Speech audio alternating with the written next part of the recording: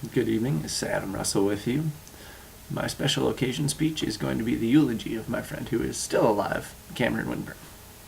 Without further ado,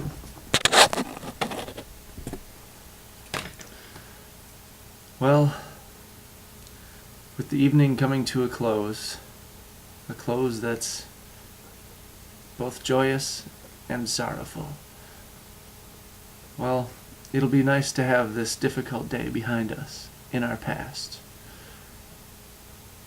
It is sorrowful because it marks that point in time when we officially acknowledge that our beloved friend is no longer with us. I've written a couple words to say on his behalf.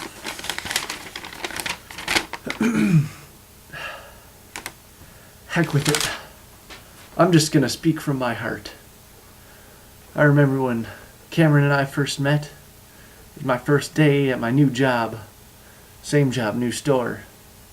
And when everyone else was being unforgiving of my lack of knowledge of their operations, Cam took me under his wing. He taught me their way of doing it, and that's why we became friends. I saw the spirit in his eye. He's the kind of guy who wanted to go out there and chase his dreams. And he had that effect of giving that quality to the people around him. And that's why everybody was happy when they were with Cameron. That was how it started. Back then, we went on a fishing trip, and the first time out, Cameron, he broke my fishing pole.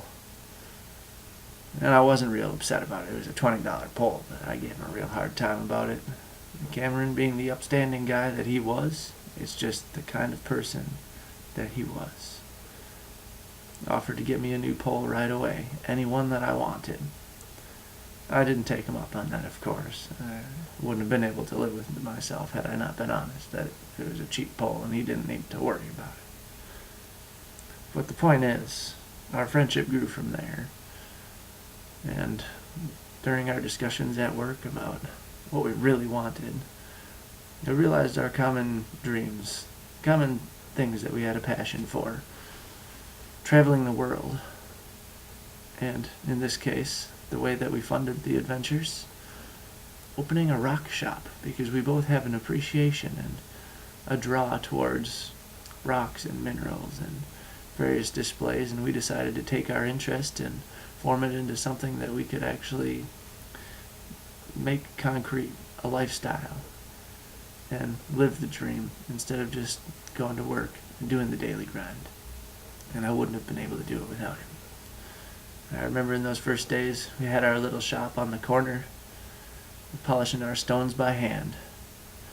And we made enough to get by and buy ourselves some real equipment with some motors, to really turn over some results. And from there, well, our one store turned into a couple stores, all with state-of-the-art equipment. And as our business grew, our suppliers grew, and we gained contacts all around the world.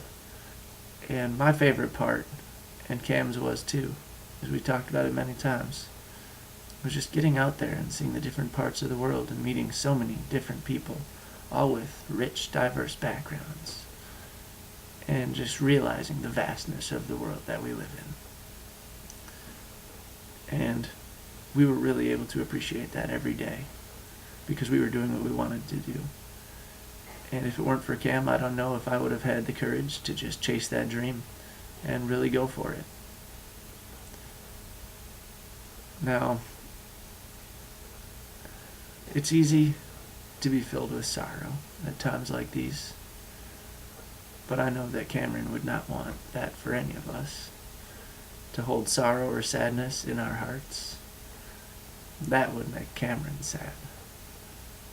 He's up there waiting for us, or wherever he may be, but I'll bet you that he's not in a hurry for us to get to where he's going, if he's aware of anything.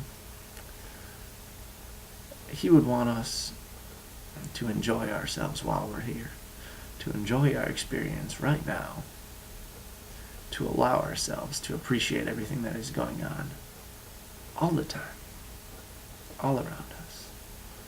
And with that, ladies and gentlemen, please remember Cameron in a positive light. And remember the smile he always had on his face. And learn from his example by not letting the sadness bring you down and dampen your experience during the time you have while you're here. Good night.